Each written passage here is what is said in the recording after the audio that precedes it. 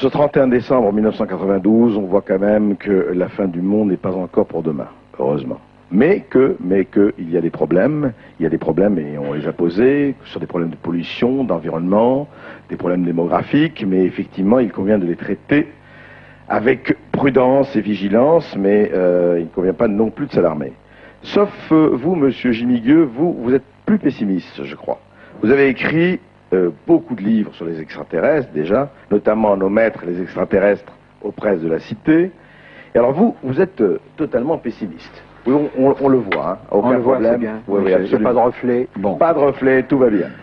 Alors, vous, qu'est-ce que vous dites? Il y a quand même, si j'ai bien vu votre livre, il y a quand même un complot quelque part. Oui, il faudrait dire, tout d'abord, qu'en 1985, un de mes amis astronomes m'a révélé une chose inquiétante, à savoir qu'à partir de 85 à peu près, une partie des informations concernant les activités solaires ont été mises sous le boisseau. Pourquoi? J'ai fait une petite enquête. Il semble bien, oh bien sûr, le complot auquel vous faites allusion, André, il est bel et bien existant. J'en ai les preuves ici. C'est qui? Non mais attendez, Oui. On sait donc pas. Alors, dans les activités solaires, des informations ont été mises sous le boisseau. Voilà, absolument. Je ne suis pas convaincu que cette histoire d'élévation de la température que l'on constate de façon rigoureuse va se poursuivre pendant longtemps. Je pense qu'une sorte de renversement va se produire. Je ne parle pas du changement polaire. Le paléomagnétisme prouve à l'évidence que la Terre a basculé sur son axe souvent. C'est indéniable, ce n'est pas discutable. Je pense à autre chose. Il semblerait que nous allons vers un nouvel âge glaciaire. Alors bien sûr, on nous a dit, Madame a raison de dire que c'était dans 4 milliards d'années qu'on commencera à se faire du souci pour la fin de la Terre. Mais là, contrairement à ce qu'on pourrait penser, ce nouvel âge glaciaire, s'il vient, ce ne sera pas dans 10 000 ans, ni dans 1000 ans.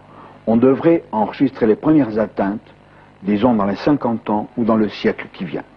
Ah bon? Moi, je ne suis pas prophète. Je ne suis pas prophète. Les recherches qui vous permettent d'affirmer cela?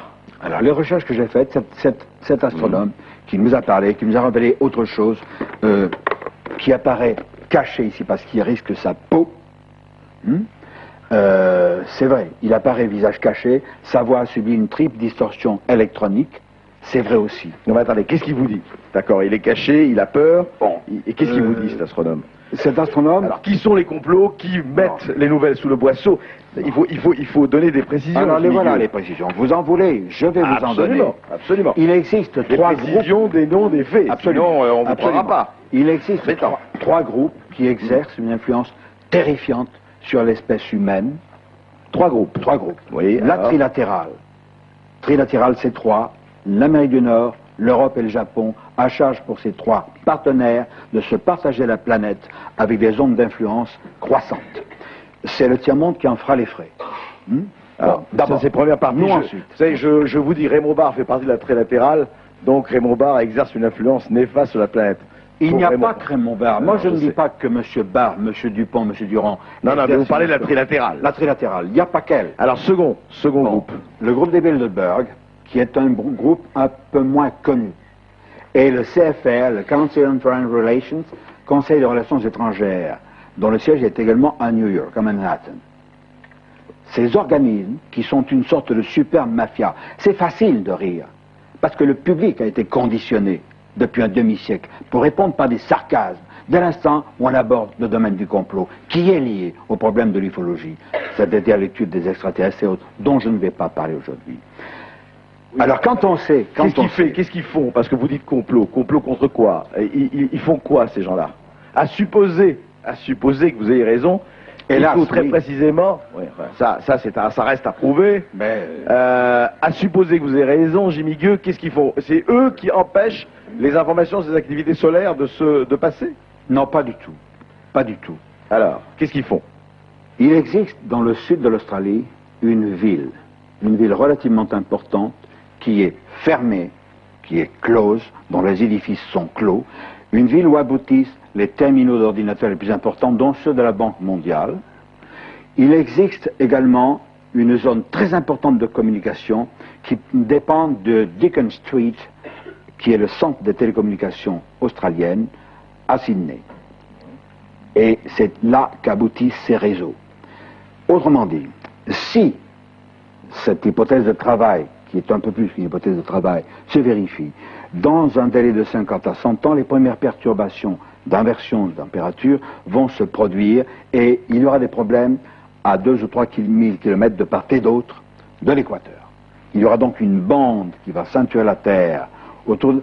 Sur cette bande, évidemment, ça ira moins mal qu'ailleurs. Mais Jimmy Gueux, excusez-moi, juste un mot. Quel intérêt ces gens-là ont-ils à nous frigorifier et à se frigorifier? Ils n'ont pas intérêt à nous frigorifier. Voilà. Ce sont des problèmes géologiques qu'on ne maîtrise pas. Ah. Si justement, je voudrais juste demander si ces gens-là sont responsables des éruptions volcaniques. Non, pas du tout, mais c'est pas ce que je dis. Non, mais si vous voulez, le problème, c'est facile de tourner en dérision. Je ne tourne pas en dérision, moi je dis juste, je vais vous donner un argument.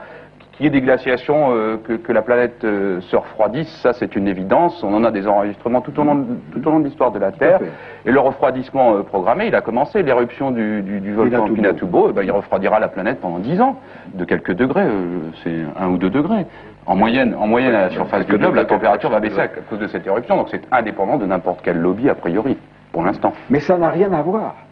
Ils vont profiter, les ayants droit, vous permettez que je termine, les ayants droit qui ne sont pas nécessairement ceux d'aujourd'hui, parce que dans 50 ans, je ne serai plus là, beaucoup d'ayants droit non plus. Non, ils vont profiter de quoi? Oui, alors, cette ville qui existe, qui est une ville neuve, qui n'est pas une ville fantôme, c'est pas la ghost town de l'Ouest. Non, d'accord. Ils vont profiter de quoi? C'est pour recevoir le futur gouvernement de la Terre, qui aura des représentants d'un peu tous les domaines, de toutes les nations, avec probablement des endroits qui descendront de ceux qui sont les endroits d'aujourd'hui.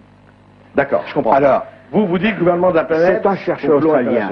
C'est peut-être une chance pour la planète d'avoir un gouvernement unique. Pour une fois. Oui, seulement, il y a quand même quelques problèmes aussi. Il y a une gigantesque conspiration, également financière. C'est pas moi, je ne suis pas un spécialiste. C'est un de mes collègues australiens, comme État, qui m'a fait l'amitié de me passer les documents Sacrés Australiens, publiés là-dedans. Voilà. Et alors, pourquoi le complot? Pourquoi la vis? Pourquoi on met sous le boisseau certaines informations scientifiques? Eh bien, je parle évidemment pour tout ce qui concerne les ovnis, qui était la pire des choses qui pouvaient arriver à l'espèce humaine. Oui, mais j'y viens. Pourquoi? Eh bien, parce qu'à la trilatérale, il y a aussi un ministre qui en fait partie. C'est M. Henri Curien. Monsieur Henri Curien, il y a également de Montréal, des gens de top niveau, des gens extrêmement éminents. Ce ne sont pas des gens comme moi qui n'ont pas de titre scientifique. Moi, je suis un fouineur, je suis un empêcheur de tourner en rond. Et il en faut, heureusement. Très bien. Alors, ces gens-là, qui maîtrisent l'information. Ces gens-là préparent leur retraite en Non, Australie. pas eux, puisque comme moi, ils ne sont plus là. Ou leurs descendants. Bon, Jimmy Gueux, non, mais il faut s'en rappeler. C'est une hypothèse. Et c'est pourquoi, les gouvernants secrets existent bien.